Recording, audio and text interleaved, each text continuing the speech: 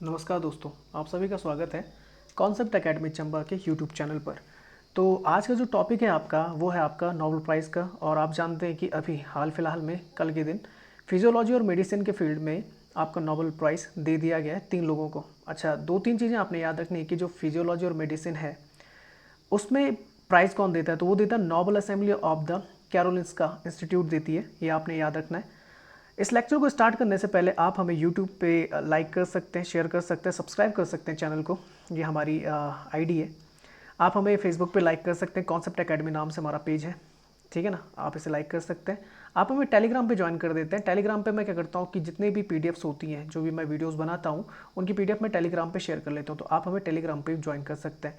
हम अभी इंस्टाग्राम पे आए कॉन्सेप्ट एकेडमी 1 के नाम से, तो आप यहाँ पर हमें फॉलो कर सकते हैं किसी भी रिसेंट जानकारी के लिए, इन्फॉर्मेशन को इकट्ठा करने के लिए, जो आपको सबसे पहले दे दी जाएगी। तो स्टार्ट करते हैं।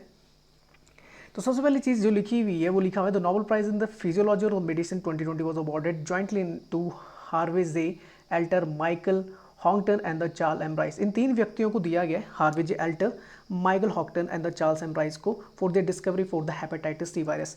अब तक जो हम पढ़ते आ रहे थे उनके बारे में थोड़ा मैं चीज़ें क्लियर कर देता हूँ। जो हेपेटाइटिस है तो ये 2 वर्ड से बनता है, एक हैप और एक होता है आइटिस। अब आइटिस मतलब होता है आपका क्या, इन्फ्लेमेशन। इन्फ्लेमेशन और इन्फ्लेमेशन मतलब सूजन होती है। अभी सूजन किसके, तो हैप जो वर्ड डिटरमाइन करता है, ये डिटरमाइन करता है आपके लीवर को। तो लीवर की जो सूजन होती है उसे हम किससे जानते हैं, हेपेटाइटिस नाम से जानते हैं।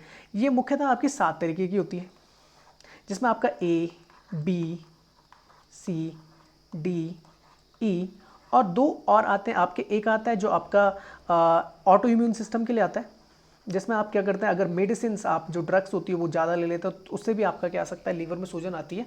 और एक होता है अल्कोहलिक, अल्कोहलिक होता है। तो ये भी थोड़ा दिमाग में रखना कि अल्कोहलिक जो आपका क्या होता है, जब जो शराब होती है, मैंने कई बार बताया, जो आपका बायोलॉजी का टॉपिक था वहाँ बताया था कि अल्कोहल क्या करता है कि लीवर को फैटी लीवर में चेंज कर देता है, मतलब उसमें फैट आने लग जाता है।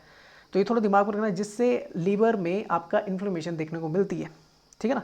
तो ये होते हैं आपके 7 तरीके के। अब एक चीज़ देखना कि आपका जो एक्यूट लेवल पे होता है, एक्यूट मतलब जो आपका सिंपल होता है, वो होता है आपका हेपेटाइटिस ए और हेपेटाइटिस ई। दोनों के लिए आपकी मैं बता दूं कि ये दोनों वैक्सीन हमें लगाई जाती हैं, दोनों के लिए वैक्सीन लगाई जाती है, जिनके लिए हमारे पास कौन सी वैक्सीन है, 2 है। खासकर अगर मैं हेपेटाइटिस ए की बात करूं तो 2 वैक्सीन इसकी लगती है।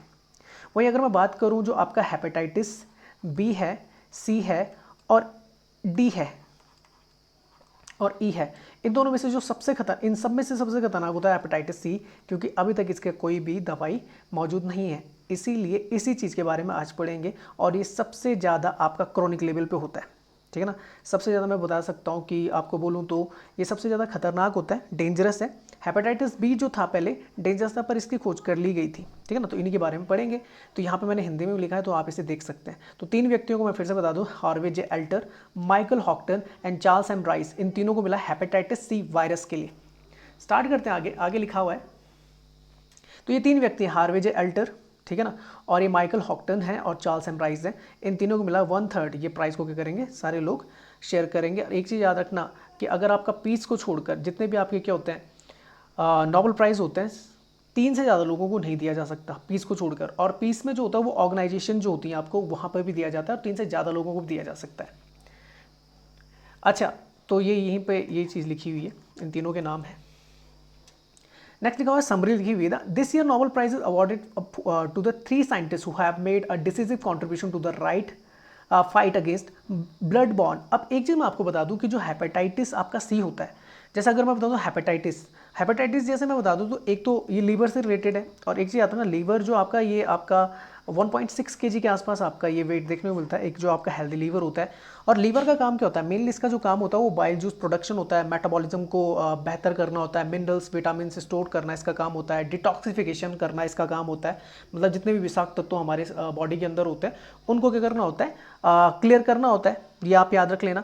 और दूसरी चीज़, एक चीज़ याद रखना कि जो आपका हेपेटाइटिस ए है, हेपेटाइटिस ए और हेपेटाइटिस ई, ये तो आपको कॉन्टेमिनेटेड जो आपका फूड होता है या फिर वाटर होता है उसी के थ्रू आपको हो जाएगा। मतलब अगर कोई भी हम प्रदूषित पानी या खाना खाते हैं तो हेपेटाइटिस ए और हेपेटाइटिस ई होने के चांसेस बहुत ज़्यादा हो जाते हैं।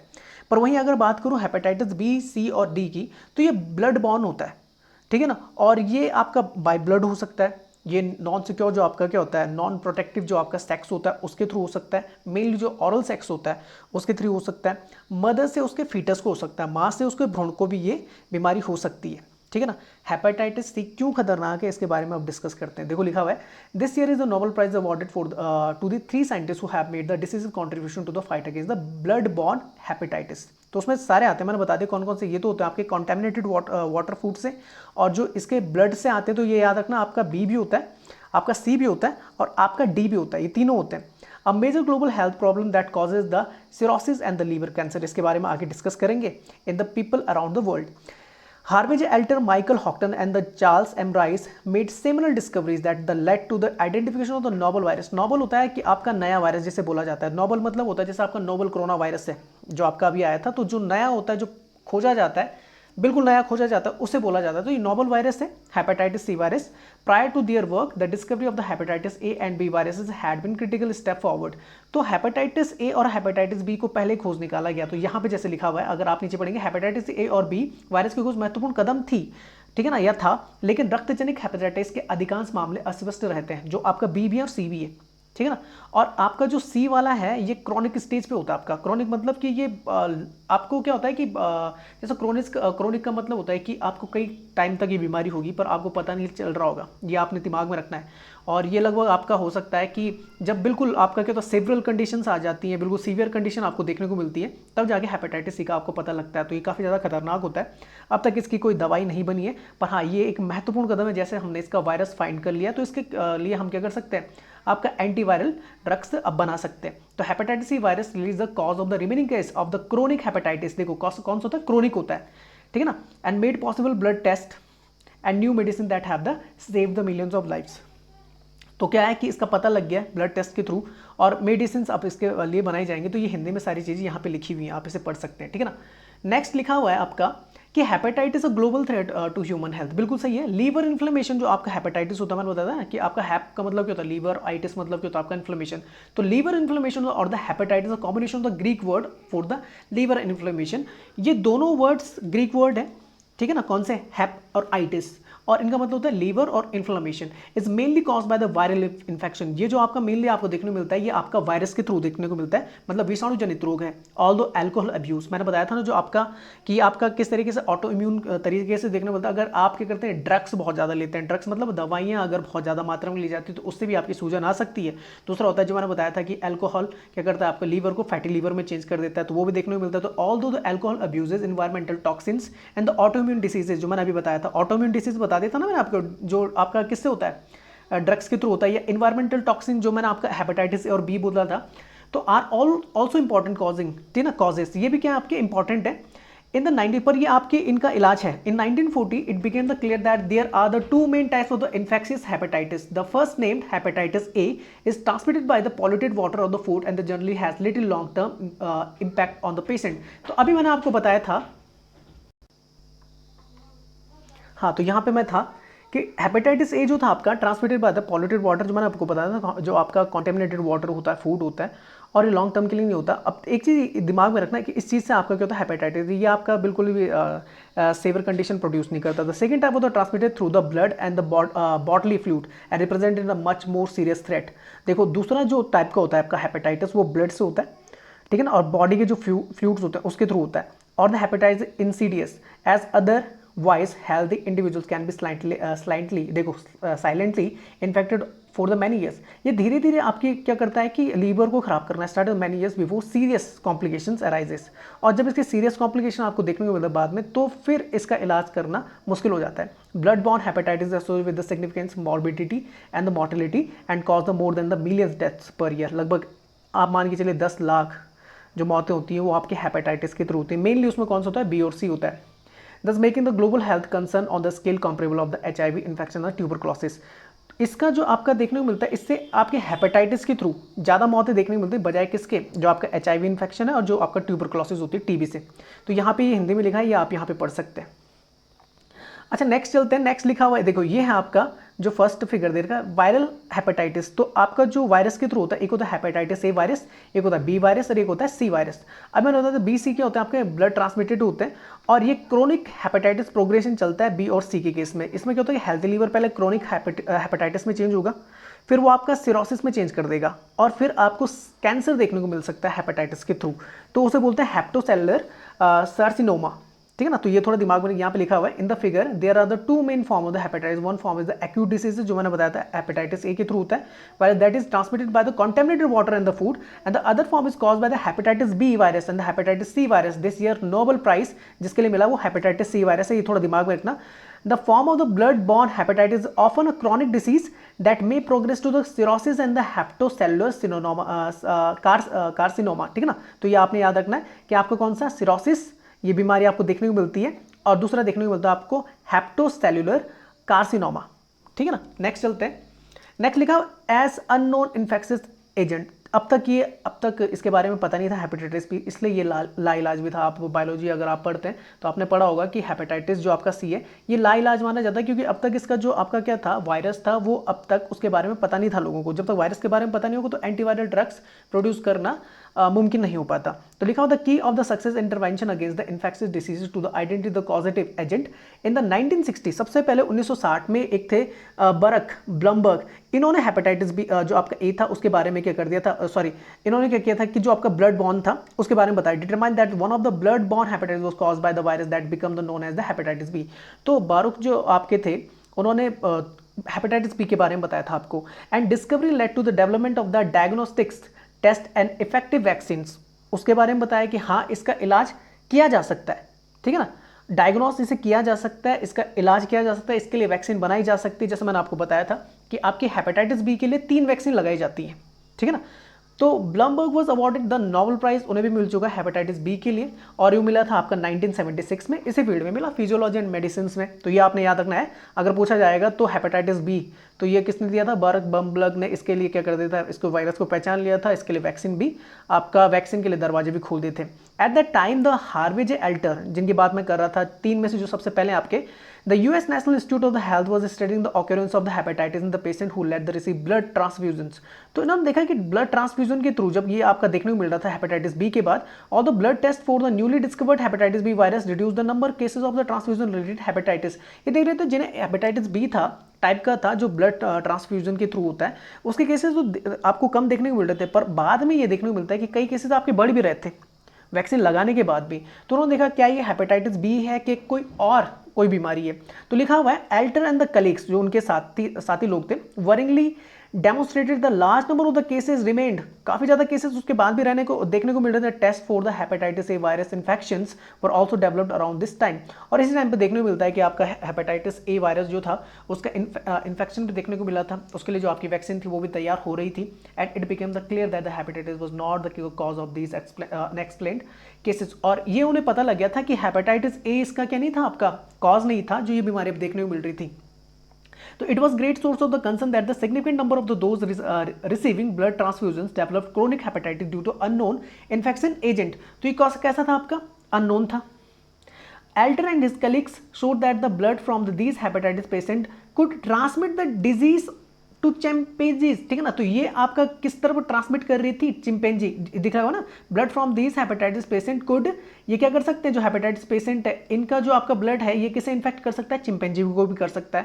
ठीक है ना, आप जानते हैं कि इनका जो हमारा क्या होता है, चिंपैंजी हमारा सबसे करीब का अगर बोला जाए तो हमारा क्या है, बोल सकते हैं एक क्लोनिंग फॉर्म है। ठीक है ना, उसके और हमारे जो डीएनए स्ट्रक्चर होता है वो लगभग क्या होता है, सेम होता है। The only susceptible host beside humans subsequent studies, जिसको ये बीमारी लग रही थी, याद रखना चिंपैंजी को। Subsequent studies also demonstrated that the unknown infection agent had the characteristics of the virus. Alter mathematical investigation had in this way defined a new distinct form of the chronic virus hepatitis. The mysterious illness become the known as the non-A non-B। तो सबसे पहले जो hepatitis C के बारे में जिन्होंने बताया था कि ये आपका कैसा है, एक क्रोनिक वायरल इन्फेक्शन है हेपेटाइटिस से रिलेटेड, तो ये सबसे पहले किसने बताया था आपका, ये आपका बताया था किसने, हार्वे जे एल्टर ने बताया था। ठीक है ना, इसीलिए उन्हें क्या मिला है, नोबेल प्राइज दिया गया। और एक ऐसा था आपका नॉन ए और नॉन बी हेपेटाइटिस था। तो यहाँ पे हिंदी में लिखा है, आप इसमें पढ़ सकते हैं हिंदी में अच्छे से। नेक्स्ट लिखा हुआ है identification of the hepatitis C virus की आइडेंटिफिकेशन कैसा हुआ कि जो आपका ये जो आपका कैसा था क्रोनिक लेबल जो आपका क्रोनिक डिसऑर्डर शो कर रहा था ये हेपेटाइटिस सी ही होगा। ये किसने बताया था? इतना तो पता लगे कि नॉन ए नॉन बी है। तो लिखा identification of the novel virus जो आपका ये नया वायरस था वाज नाउ हाई प्रायोरिटी। तो ये प्राथमिकता में थे इसकी पहचान करना। All the traditional techniques for the virus hunting were put to use but in spite of this the viral eluded isolation over a decade. तो ये किस में देखो मैं लिखा हुआ ना, लेकिन इसके बावजूद वायरस ने एक दशक से अधिक के लिए अलगाव को समाप्त कर दिया था। मतलब ये आइसोलेशन प्रोसेस में था, इतना ज़्यादा आपका क्या नहीं कर रहा था, हिट नहीं कर रहा था लोगों को। पर बाद में क्या होता है कि Michael Houghton working for the pharmaceutical firm the स्टीरॉन undertook arduous work needed in the isolate the genetic sequence of the virus. Houghton and his co-workers created a collecting the DNA fragments इन्होंने use की nucleic acid found in the blood and the infected chimpanzees में. The majority of these fragments came to the genome of the chimpanzee. अब genome आप समझते हैं, अगर आप biology पढ़ते हैं तो जीनोम आपका क्या होता है, जेनेटिकल मटेरियल होता है, ठीक है ना। हैंस विंकलर जो थे 1920 में, हैंस विंकलर यहाँ पे लिख लेता हूँ मैं, इन्होंने सबसे पहले इसके बारे में बताया था आपका 1920 में। और ये क्या होता है कि आपका हैप्लॉइड होता है, जो आपका क्या होता है सेट ऑफ क्रोमोसोम होता है, हैप्लॉइड कंडीशन, डेप्लॉइड नहीं होता है, याद रखना डेप्लॉइड नहीं होता है, हैप्लॉइड कंडीशंस होती है। और ये स्पेसिफाई करता है आपका फाउंडिंग जो मटेरियल होता है, ठीक है ना, उसे स्पेसिफाई करता है। अब होता क्या है कि जैसे आपका मैं बता देता हूँ, जैसे मैंने कई बार बताया, अगर जब आपने बायोलॉजी पढ़ी होगी अगर, तो सेल के थ्रू आपके क्या होता है, सेल क्रोमोसोम बना देते हैं हमारी बॉडी में, और क्रोमोसोम के थ्रू हमारा क्या होता है, डीएनए स्ट्रक्चर बन जाता है, और डीएनए के थ्रू हमारा आरएनए बनता है, और आरएनए के थ्रू हमारा क्या होता है, प्रोटीन्स बनते हैं। तो जो इफेक्ट डाल रहा था वो आरएनए पे डाल रहा था, ये याद रखना, ठीक है ना। लिखा हुआ है कि but the research predicted that the some would be derived from the patients and the investigate, लिखा हुआ है derive from the unknown virus, ठीक है ना। ये कैसा था, अननोन वायरस था। On the assumption that the antibodies against the virus would be present in the blood taken from the hepatitis patient, the investigator use the patients sera, जो आपकी patient थी उस सेरा, सबसे पहले इस पे किया था, to identify the cloned viral DNA fragment encoding the viral proteins following a virus comprehensive search on positive clone found. आपका एक कैसा पॉजिटिव क्लोन फाउंड हुआ था। फर्दर वर्क, अब क्लोनिंग क्या होता है कि लगभग जो आपका क्या होता है डीएनए स्ट्रक्चर होता है लगभग सेम होता है। क्लोनिंग का मतलब ये होता है। Further work showed that this clone was derived from the novel RNA. देखो ये किस तरीके का वायरस था, नोवल आरएनए वायरस था, ये हेपेटाइटिस सी। और मैं एक चीज़ बताऊं, जो आपका कोविड-19 है ये भी आपका नोवल आरएनए वायरस है, ये आरएनए को इफेक्ट करता है। बिलोंगिंग द फ्लैवी वायरस फैमिली का था। और किस फैमिली का था ये आप याद रख लेना, कौन सी फैमिली का था, यहाँ पे देखो लिखा हुआ है फ्लैवी वायरस फैमिली का था। It was name the hepatitis C virus. तो याद रखना कि जो आपके कौन थे, माइकल हॉक्टन थे। तो उन्होंने तो देखो जैसे इससे पहले लिखा हुआ था कि आपका कौन थे, जो आपके हार्वे जे एल्टर थे, उन्होंने क्रोनिक वायरल हेपेटाइटिस की बात की थी, पर जो उसका नामकरण किया था वो किसने किया था आपका, वो क्या था, माइकल हॉक्टन ने किया था। यहाँ पे हिंदी में लिखा हुआ है, आप इसे पढ़ सकते हैं अच्छे से, ठीक है ना। नेक्स्ट चलते हैं। तो ये देखो आगे लिखा हुआ है, अभी आगे पढ़ेंगे कि आपके चार्ल्स एम राइस ने क्या किया। तो लिखा हुआ summary of the discoveries awarded by the year's Nobel prize, the methodical studies of the transfusion associated hepatitis by the Harvey J Alter demonstrated that unknown virus is a common cause of the chronic hepatitis. उन्होंने बताया कि ये जो आपका अज्ञात virus है इसके through आपको कैसे कंडीशन देखने को मिलती है, क्रोनिक हेपेटाइटिस कंडीशन देखने को मिलती है। जबकि माइकल हॉक्टन ने जो क्या था अनटेस्टेड स्ट्रैटेजी, जो आपका जीनोम्स के थ्रू आपका क्या बता देते, जो ये न्यू वायरस है इसका नाम क्या हेपेटाइटिस सी है। तो नामकरण किसने किया था, इन्होंने किया था। आगे चलते, चार्ल्स एम राइस कौन थे, इन्होंने जो आपका बिल्कुल बोलते हैं ना फाइनल स्टेज जो प्रोसेस होती है कि हाँ ये वायरस कौन सा है, आइडेंटिफाई कर दिया था वायरस को। देखो इन्होंने तो क्या किया था कि क्रोनिक हेपेटाइटिस की बात की थी, इन्होंने उस वायरस का नाम रख दिया था। और वो आपका जो वायरस है वो कौन सा वायरस है ये उन्होंने बता दिया था, कौन, किसने, आपका चार्ल्स एम राइस ने बता दिया था, ठीक है ना। तो ये आप याद रख कर लेना। तो अब पढ़ते हैं चार्ल्स एम राइस के बारे में। तो discovery of the hepatitis C virus was decisive but one essential piece of the puzzle was missing, कि एक चीज मिसिंग थी कि नाम तो रख दिया हेपेटाइटिस सी, ये पता लगा कि ये क्रोनिक डिसऑर्डर है, ठीक है ना, क्रोनिक हेपेटाइटिस है, ठीक है ना, एक्यूट नहीं है, जो मैंने बताया था ए और ई देखने को मिलता है। Could the virus alone cause hepatitis, क्या एक वायरस के थ्रू आपका हेपेटाइटिस हो सकता है। जैसे अभी तक हम क्या पढ़ रहे थे, कॉन्टेमिनेटेड वाटर से पढ़ रहे थे, बाय द नॉन जो आपका अनप्रोटेक्टेड सेक्स थे उसके थ्रू पढ़ रहे थे, बाय ब्लड पढ़ रहे थे, जो आपका कॉन्टेमिनेटेड ब्लड होता है, मदर टू फेटस पढ़ रहे थे, ये पढ़ा हमने हेपेटाइटिस बी में। पर एक सवाल था, ठीक है ना, इनके माइंड में ये था कि जो राइस थे उनके माइंड में ये था, क्या एक वायरस आपका हेपेटाइटिस को कॉज कर सकता है, क्या हेपेटाइटिस उस एक वायरस के थ्रू हो सकता है। बिल्कुल हो सकता है। ये क्या करता था, क्लोनिंग करता था अपना क्या वायरस होता है ना, तो एक वायरस से दो वायरस से, तो इसी तरीके से जैसे आपका कोरोना है उसी तरीके से ये भी क्या करता है, फंक्शन करता है। ठीक है ना। तो ये क्या करता था, to answer this question the scientist have investigated if the clone virus was able to replicate and the causes diseases, क्या ये अपने आप को क्लोन कर सकता है, क्या अपने जैसे दूसरों को बना सकता है। दूसरों को बनाएगा तो क्या होगा, आपके हेपेटाइट जो आपका क्या होता है, हेपेट होता है, हेपेट मतलब जो आपका क्या होता है, लीवर होता है, तो वो पूरे को क्या कर सकते हैं, इन्फेक्शियस कर सकते हैं। तो Charles M Rice researcher at the Washington University at the Saint Louis along with the other group working with the RNA virus noted a previously uncharacterized region in the end of the hepatitis C virus genome that they suspected could be important for the virus replication, ठीक है ना। Rice also observed genetical variation in the isolated virus sample and the hypothesized that the sum of them might hinder virus replication. Though genetical engineering, Rice generated an RNA variant hepatitis C. मैंने बताया था ना कैसा था आपका RNA, that include the newly defined. अब देखो virus एक तो या तो होता है आपका डीएनए टाइप का या फिर होता है आपका आरएनए टाइप का, ये याद रखना ये आरएनए टाइप का था। That included the newly defined region of the viral genome and was devoid on the inactive genetic variation. When the RNA was injected into the liver of the chimpanzee, जब इस RNA को आपका liver में डाला गया chimpanzees के, virus was detected in the blood. तो जब अब देखो सिंपल सी बात है, पहले आपका किस में नहीं किया जाता, इंसानों पे नहीं किया जाता। अभी मैंने बताया था कि जो सबसे नज़दीक होता है हमारे, ठीक है ना, बॉडी स्ट्रक्चर के, ठीक है ना, वो होता है आपका चिंपैंजी, और उसी के साथ हमारे कैरेक्टरिस्टिक्स बहुत लगभग क्या होते हैं, मिलते जुलते हैं। तो जब इस आरएनए वायरस को इंजेक्ट किया गया चिंपैंजी के बॉडी में, तो ये डिटेक्ट हो गया ब्लड में, and pathological change resembling those seen in the human with the chronic disease was observe, जिसके थ्रू आपका क्या देखने को मिल रहा था, जब इस वायरस तो पता लग गया था कि एक्चुअल में ये वायरस कौन सा है। जब इंजेक्ट किया ना कि हाँ क्या ये वही वायरस है जो इस बीमारी को लेके आ रहा है, तो वही आपको क्रॉनिक डिसीज आपको देखने को मिली। तो ये थे राइस जिन्होंने इस वायरस के बारे में पता कर लिया था। This was the final proof of the hepatitis C virus long could cause the unexplained cases of the transfusion mediated hepatitis. तो significance of the Nobel prize awarded discovery, तो नोबेल प्राइज ल्यूरिट्स होते हैं जो आपके जिनको दिया जाता है। Discovery of the hepatitis C virus is landmark achievement of the ongoing battle against the viral diseases. Thanks to figure 2 मैंने आपको दिखाया था, thank to the discovery highly sensitive blood test for the virus, जो आपका क्या होता है blood testing होती है हाईली सेंसिटिव, जो आपको देखना अत्यधिक संवेदनशील जो आपका रक्त परीक्षण होता है। For the virus are now available and these have essentially eliminated post-transfusion hepatitis in many parts of the world, greatly improving global health. Their discovery also allowed the rapid development of the antiviral. अब जैसे virus के पता लगे ना, तो virus के लिए हम क्या कर सकते हैं, फटाफट एंटीवायरल ड्रग्स को लगा सकते हैं या बना सकते हैं, ठीक ना। For the first time in history the disease can now be cured. अब पहली बार ऐसा हुआ है कि हेपेटाइटिस सी का हमें पता लग गया। नहीं तो आप अपनी जो कौन सी किताब होती है, बायोलॉजी किताब, उसमें ये पढ़ते थे ये लाइलाज है, इसका कोई भी आपका क्या नहीं है, इलाज नहीं है। Rising hopes and eradicating hepatitis virus from the world population, the achieving this goal, international effort facilitating blood testing and the making the antiviral drugs available across the globe will be required. Figure 3 देख लेते हैं आप।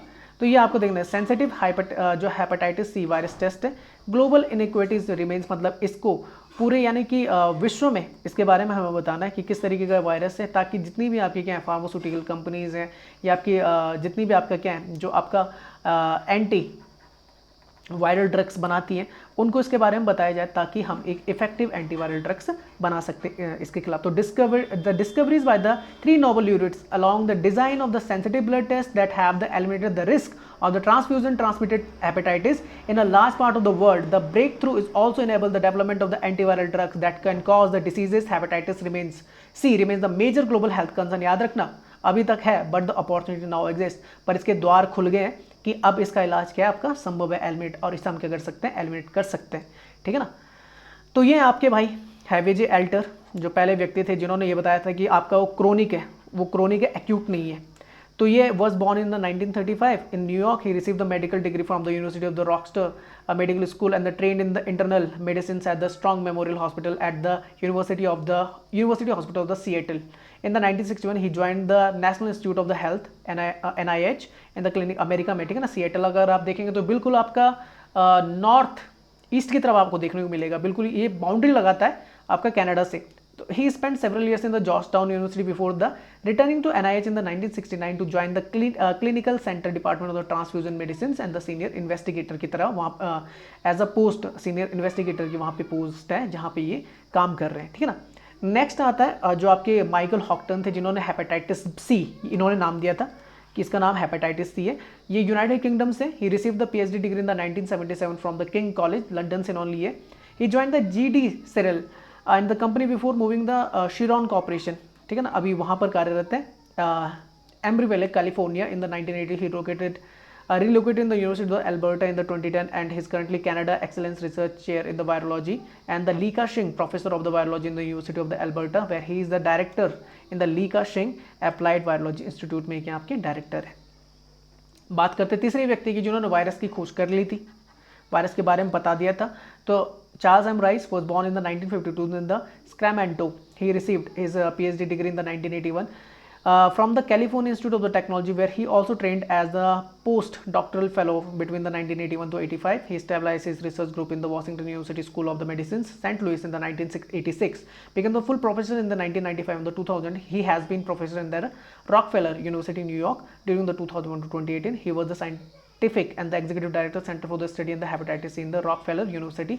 तो याद रखना, अब एक चीज़ याद रखना कि इन्हें क्यों नहीं मिला, एक्चुअल में वायरस तो उन्होंने खोजा, पर एक चीज़ याद रखना कि कड़ी से कड़ी जुड़ती है जब इन्हें पता लगा हो। देखो ये देखो, जब इन्हें पता लगा होगा, किनको, माइकल हॉक्टन को पता लगा होगा, ठीक है ना, जब आपका किसको, हार्वेजो को पता लगा हो 1935, तो कभी भी एक व्यक्ति, कोई भी अगर साइंटिस्ट है, वो किसी चीज़ का आपका क्या नहीं कर सकता, सॉल्यूशन नहीं दे सकता, किसी चीज़ को पूरी तरीके से डिटरमाइन नहीं कर सकता।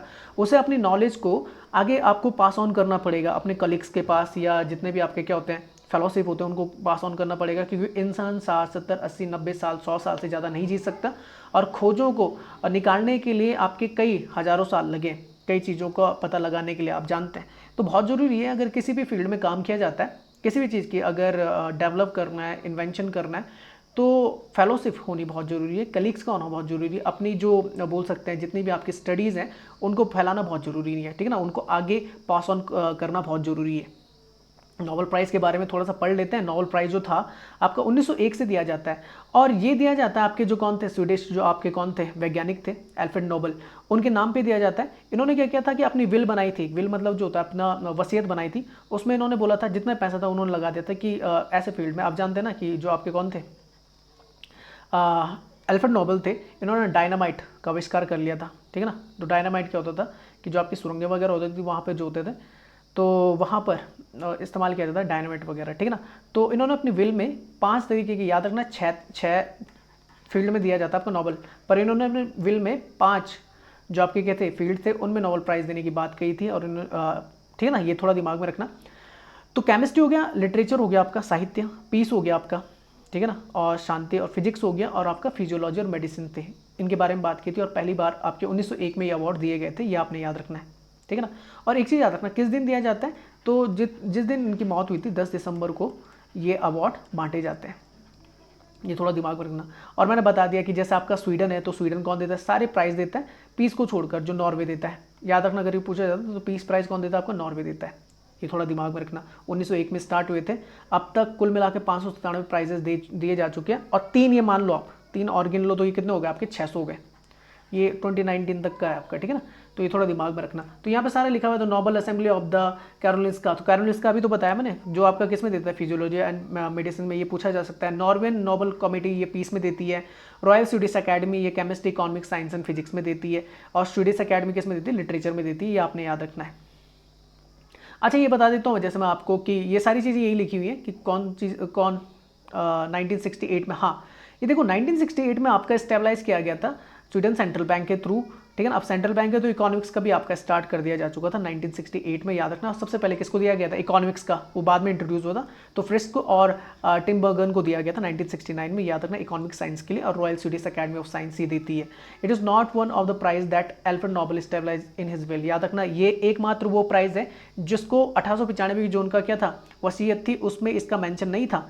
तो it is not a Nobel prize, ये भी याद रखना कि एक्चुअल में नोबेल प्राइज़ में कंसीडर नहीं किया जाता है, क्योंकि उनके हिसाब से तो नहीं था, पर बाद में इसे रख दिया गया था, ये याद रखना। अगर कभी पूछा जाता है, वैसे पूछा नहीं जाएगा, पर पूछा गया तो इनमें से आप याद रख लेना कौन सा आपका कौन सा इकोनॉमिक्स का है, तो ये याद रखना। दूसरी बात है, चलो ये तो मैंने बता दिया आपको, ठीक है ना। नेक्स्ट आता है आपका 1901 से लेकर 2019 तक, अब तक मैंने बता दिया लगभग कितने लोगों को, 597 लोगों को दिया जाता है। कई लोग ऐसे थे जिन्हें रिपीटेटिव मोड में दिया गया, मतलब दोबारा दिया गया, तो 950 हैं आपके, जैसे मैडम क्यूरी 2 बार मिला था उन्हें, तो ये आपने याद रखना है। बाकी मैं बता दूं जो आपका इसमें दिया क्या जाता है, तो एक तो आपका स्टॉकहोम स्वीडन है, और ऑस्लो नॉर्वे तो किसके लिए देता है, पीस के लिए देता है। और इसमें एक डिप्लोमा दिया जाता है, और जो मनी होता है नोबल फाउंडेशन इसके थ्रू जो एस 2020, तो इसका जो प्राइज़ मनी अभी लगभग आपका कितना 9 मिलियन स्वीडिश क्रोन है। याद रखना वहाँ पे कोरोना चलता है आपका। और अगर बोला जाएगा तो मेडल्स भी दिए जाते हैं, ये भी थोड़ा दिमाग में रखना, जो 23 कैरेट गोल्ड का होता है, ठीक है ना। और बाद में से कितना कर दिया 18 carat green gold plated in the 24 carat gold coating इसमें होती है। The prize is not awarded posthumously, याद रखना मरणोपरांत इस अवार्ड को नहीं दिया जाता। महात्मा गांधी को 5 बार नॉमिनेट किया गया था, आई थिंक सो 1939 से और 1948 के बीच में वो 5 बार नॉमिनेटेड हुए थे, और 1948 में उन्हें मिल भी जाना था, क्योंकि पर वो क्या हो गया था आपके, आप जानते हैं असैसिनेट हो गया था नाथूराम गॉडसे के थ्रू। तो उस साल क्या हुआ था कि मिल जाना था, आप जानते हैं इन्फ्लुएंस होता था, क्यों नहीं 1947 तक क्यों नहीं मिला, तो उसका एक रीज़न है। जैसा आप जानते हैं कि उससे पहले ब्रिटिश हुकूमत थी, और अगर ब्रिटिश हुकूमत के टाइम पे नोबेल प्राइज़ दे दिया तो उनका जो ऑरा था ना महात्मा गांधी को वो बढ़ जाता, और ब्रिटिशों के लिए ये शर्म की बात होती है। जैसे आपके आज़ाद हुए तो ये था कि 1948 का जो नोबेल प्राइज़ था वो गांधी जी को ही मिलना था। उसका मैं एक रीज़न बताता हूँ क्यों उन्हें मिलना था, क्योंकि जैसे उनकी मौत हुई तो उस साल आपका पीस प्राइज़, जो आपका नोबेल पीस प्राइज़ था, वो दिया ही नहीं गया महात्मा गांधी के आपकी यानी कि असैसिनेशन के थ्रू, जो उनका मरे थे, हत्या हुई थी या जो मरणोपरांत, तो उस साल आपका पीस प्राइज़ नहीं दिया गया, ये आपने याद रखना है, ठीक है ना। अगर प्राइज में not be shared among more than 3। अब एक चीज़ आपने याद रखना है कि एक ये याद रखना है कि 3 से ज़्यादा लोगों को भी प्राइज़ नहीं दिया जाता पीस प्राइज़ को छोड़कर, जो मैंने आपको बताया था, ये ऑर्गेनाइजेशन को दिया जा सकता है और 3 से ज़्यादा लोगों को भी दिया जा सकता है। तो ये था आपका आज का लेक्चर, होप कि आपको पसंद आया हो। तो आप वीडियो को जरूर आप क्या करें, हमें टेलीग्राम पे ज्वाइन कर सकते हैं, यूट्यूब पे हमें सब्सक्राइब कर सकते हैं हमारे चैनल को, फेसबुक पे आप हमारे पेज को लाइक कर सकते हैं, और इंस्टाग्राम पे भी हम हैं, तो वहाँ पे भी आप हमें क्या कर सकते हैं, फॉलो कर सकते हैं। और होप कि आपको वीडियो पसंद आई होगी। तब तक के लिए आपका goodbye and take care.